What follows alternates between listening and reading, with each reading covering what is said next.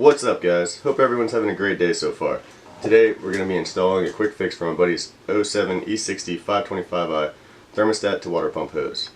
The car shredded its belt due to an oil leak from the oil filter housing gasket, and after replacing those gaskets, which I happen to have already made a video of and I'll put a link to right here, we noticed the upper thermostat to water pump hose wasn't going to hold any pressure. The soonest we could get a replacement hose was like a week or something, and the guy needed his car back ASAP. So we decided to order an aluminum hose end off Amazon since we could get it much sooner. My buddy could have his car back much faster.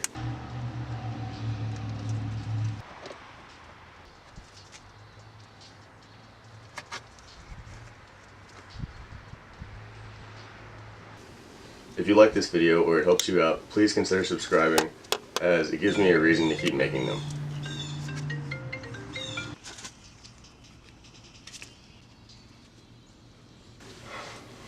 The install is pretty straightforward.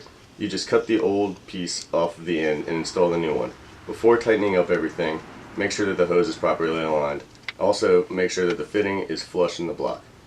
In conclusion, this part definitely got the job done and held pressure when we tested it, and it was about half the price of the replacement OE hose. However, I think that if I had the time to wait and the cash to burn, I would still prefer to get an OE hose, just due to the fact that you're also getting a replacement hose out of it. That's it for this video. Thanks for watching, and I hope you found it helpful. If you have any questions, let me know in the comments section. Hope you have a great day.